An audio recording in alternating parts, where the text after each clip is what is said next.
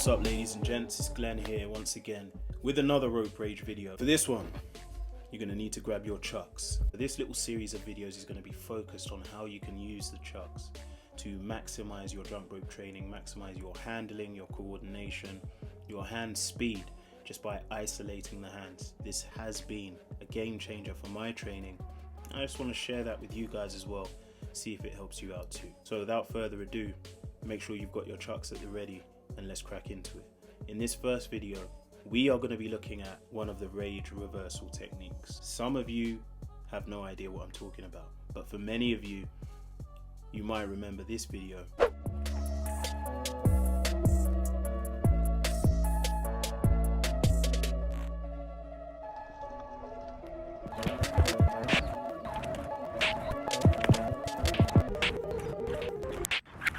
86 jump rope skills to improve your coordination, to improve your hand speed and just your confidence handling the rope. And remember, speed comes from confidence.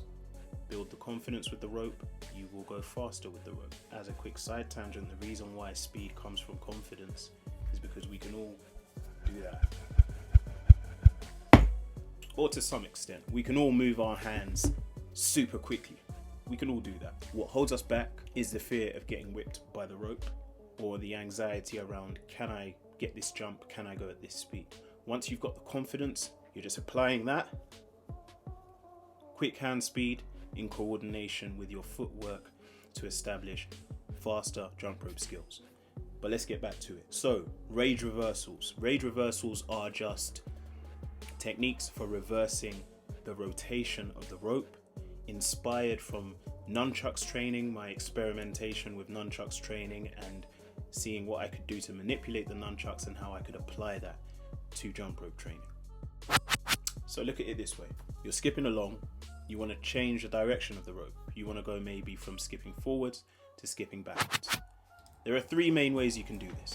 The first is to stop and just turn the direction of the rope back. Another way of doing this is a stall. So this would be, as you're skipping forwards, you stall the rope and you turn it backwards.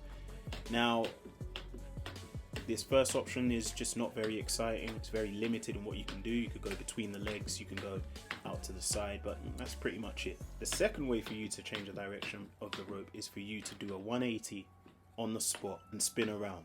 Now, technically, you're not changing the direction of the rope. The rope continues on its way. You're just changing your position relative to the rope. And so what was a forward rotating rope becomes a backward rotating rope. This was quite cool to spin 180, the rope, cool technique. Although again, quite limited in what you can do. And you may not want to spin around. You may want to change the direction of the rope without having to spin around.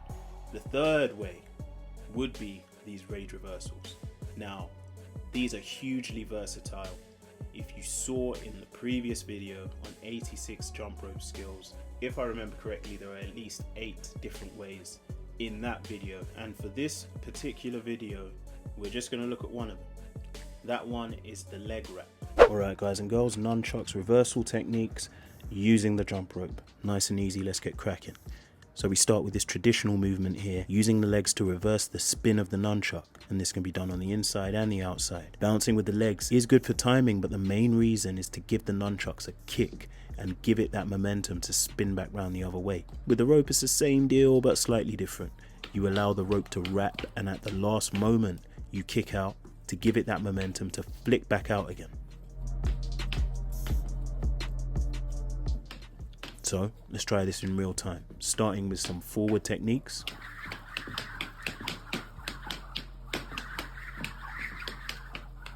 And then switch into some reverse techniques.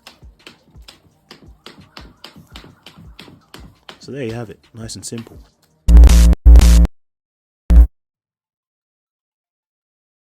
So the leg wrap reversal, the leg wrap switch, whatever you want to call it. You're using the leg as a means to reverse the rotation of the rope. This can be done in 3 stages, nice and easy. The first is to work on one reversal. Ideally, you're going from inside to outside. So you might choose to do this with 2 chucks or just the one. I think it's much easier to start with 2. You have much better grounding and balance, and you can work on timing those rope rotations with both hands, which again is the benefit of using these chucks, separating the hands, isolating them, getting them working on the same page. Use the legs as the plane of contact to reverse the rope, and that concept is going to be very important, of the plane of contact.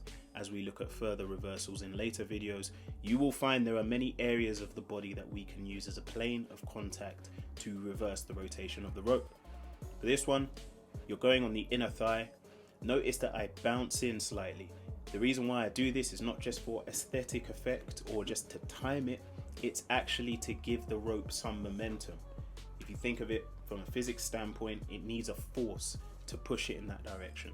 And so just bouncing in with the legs allows you to give it that force, and it gives it a little kick. You'll notice it gives it a little kick, and the nunchuck will jump and move back slightly. It's important to take your time to work on this in the first instance. So get some rotations in, and when you're ready, pop in a reversal.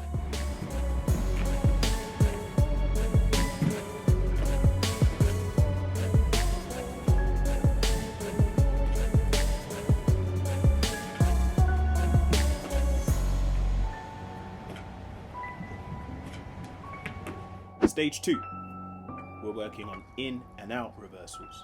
So this time you're going to do your rotations, you're going to pop in for the reversal, and on the outside you're going to pop out. Okay, so what you'll have is the nunchuck popping in and out, in and out. So if my arm is the plane of contact, what's happening is essentially this: in, out, in, out, in, out. So you're doing that with the leg this time. It's going to be trickier because there is less time between each reversal. You're going to have to get the timing right more frequently and with less time in between. But after you're comfortable doing stage 1, you can move on to stage 2.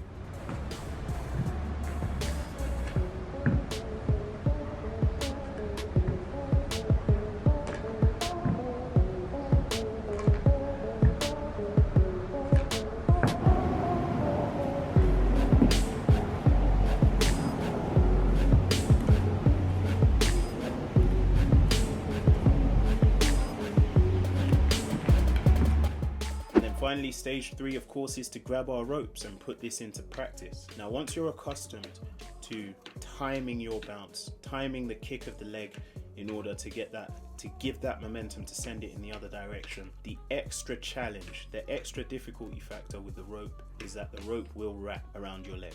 And so it becomes even more important that you apply enough momentum with your kick or with your bounce in order to unwrap the rope. If you don't time it right, that rope's not going to flick out. Get the timing right and you'll notice the rope will flick, will unwrap and flick out like a whip. You're going for that. And now you've got a nice backward rotating rope. Same for forward rotating, kicking out again, the rope should whip out and you have a forward rotating rope.